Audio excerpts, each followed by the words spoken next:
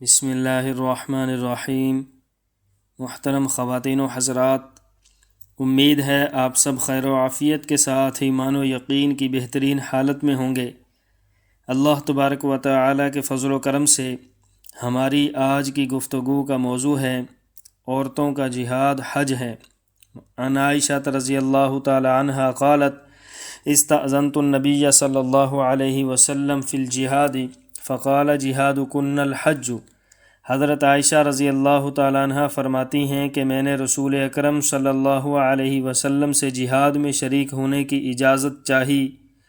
آپ صلی اللہ علیہ وسلم نے فرمایا تمہارا یعنی عورتوں کا جہاد حج ہے۔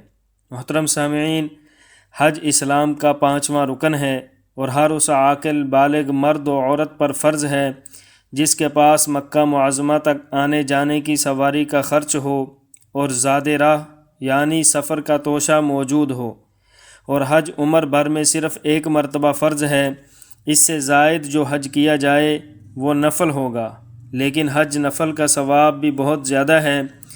حج فرض ادا کرنے میں جلدی کرنی چاہیے، کیونکہ موت کا کوئی بھروسہ نہیں کب آ جائے۔ جس پر حج فرض ہو اور اس نے حج نہ کیا، اس کے لیے سخت وعیدیں وارد ہوئی ہیں۔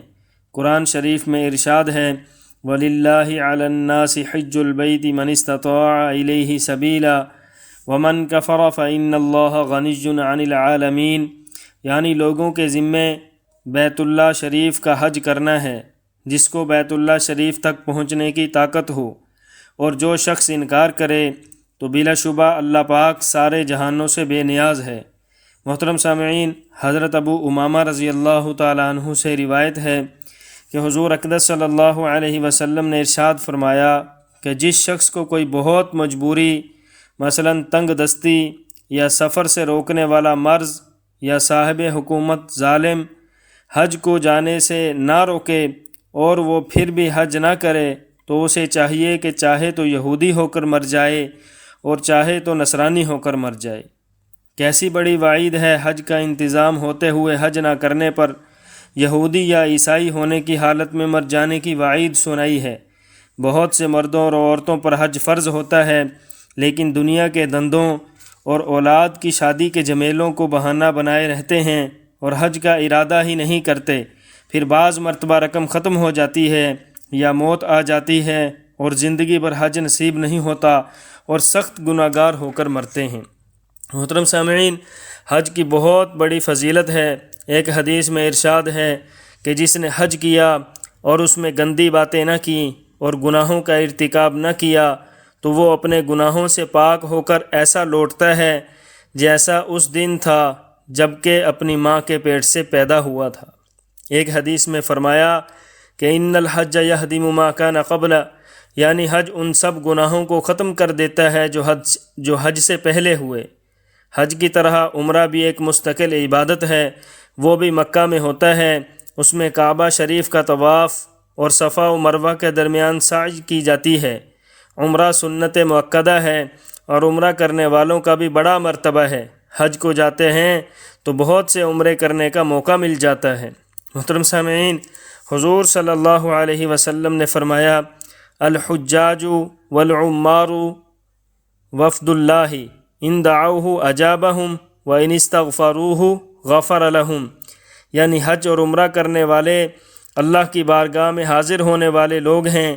ان کا مرتبہ اتنا بڑا ہے کہ اگر اللہ سے دعا کریں تو قبول فرمائے، اور اگر اس سے مغفرت طلب کریں تو وہ ان کو بخش دے۔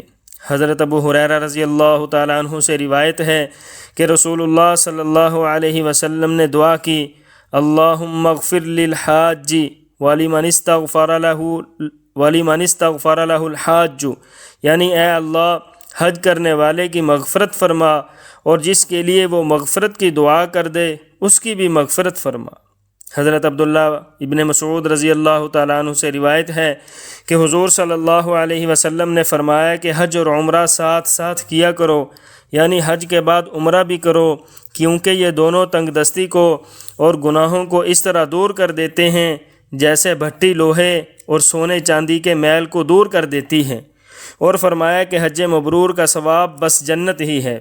حج مبرور وہ ہے جو حلال مال سے کیا جائے اور جس میں گناہوں سے پرہیز کیا جائے اور حج میں جن چیزوں سے منع کیا گیا ہے ان سے دور رہے۔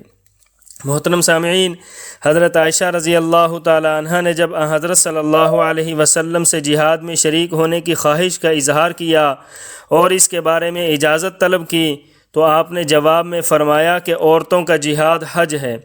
اس کا مطلب یہ ہے کہ جہاد میں بہت سی تکلیفیں ہوتی ہیں، ان کا برداشت کرنا عورتوں کے بس کا کام نہیں، یہ مردوں کا کام ہے۔ عورتیں اگر ان کاموں سے بڑھ کر ثواب حاصل کرنا چاہیں اور ان کاموں سے زیادہ ثواب کا کام کرنا چاہیں جو اپنے گھر میں رہ کر کرتی ہیں تو ان کو حج کرنا چاہیے۔ ہاں، اگر جہاد فرض عین ہو جائے تو مرد و عورت سب پر لازم ہوگا۔ صحیح ابن خزیمہ میں ہے کہ حضرت عائشہ رضی اللہ تعالی عنہ نے عرض کیا، یا رسول اللہ صلی اللہ علیہ وسلم، کیا عورتوں پر بھی کسی طرح کا جہاد ہے؟ آپ نے فرمایا، عورتوں پر ایک ایسا جہاد ہے جس میں جنگ نہیں، یعنی عمرہ اور حج۔ حضرت ابو ہریرہ رضی اللہ تعالیٰ عنہ فرماتے ہیں کہ حضور صلی اللہ علیہ وسلم نے فرمایا کہ بڑی عمر والے اور ضعیف اور عورت کا جہاد حج اور عمرہ ہے۔ حضرت ابو ہریرہ رضی اللہ تعالیٰ عنہ فرماتے ہیں کہ حضور صلی اللہ علیہ وسلم نے فرمایا کہ بڑی عمر والے اور ضعیف اور عورت کا جہاد حج اور عمرہ ہے۔ محترم سامعین، حج کے شرعی اخراجات میں سفر مدینہ اور تبرکات کا خرچ شامل نہیں۔ حساب لگائیں کہ ہمارے پاس جائیداد اور زیور اور نقدی کی کس قدر مالیت ہے۔ اگر حج فرض ہوتا ہے تو اس کی ادائیگی میں بالکل کوتاہی نہ کریں۔ حج کی فرضیت کے لیے مکہ شریف تک سواری سے آنے جانے کا خرچہ اور راستے کے اخراجات کا ہونا شرط ہے۔ یہ رقم بہت زیادہ نہیں ہوتی۔ تبرکات جو خرید کر لاتے ہیں اور جو مال و اسباب یا رشتہ داروں کو تحفے دینے کے لیے خرید کر لاتے ہیں ان سب کو حج ہی کے خرچ میں شمار کرتے ہیں، یہ غلط ہے۔ بلکہ اگر مدینہ منورہ آنے جانے کا خرچ نہ ہو اور مکہ تک آنے جانے کی قدرت ہو تو اس صورت میں بھی حج فرض ہو جاتا ہے۔ البتہ معلم کی فیس اور وہ اخراجات جو حکومتوں نے قانوناً لازم کر رکھے ہیں ان کا خرچ حج کے خرچے میں شمار ہوگا۔ اگرچہ بعض ٹیکس ایسے ہیں جو حکومتوں کو ان کا لینا درست نہیں، لیکن ان کے بغیر چونکہ حکومتیں جانے نہیں دیتی اس لیے مجبوراً ان کا خرچ بھی ضرورت حج میں شامل ہوگا۔ اللہ جل شانہ سے دعا ہے کہ اللہ جل شانہ ہمیں جو کچھ کہا سنا اس پر عمل کرتے ہوئے دوسروں تک پہنچانے کی توفیق عطا فرمائے۔ اللہ تعالی ہم سب کا حامی و ناصر ہو۔ لا الہ الا اللہ، لا الہ الا اللہ، محمد الرسول اللہ۔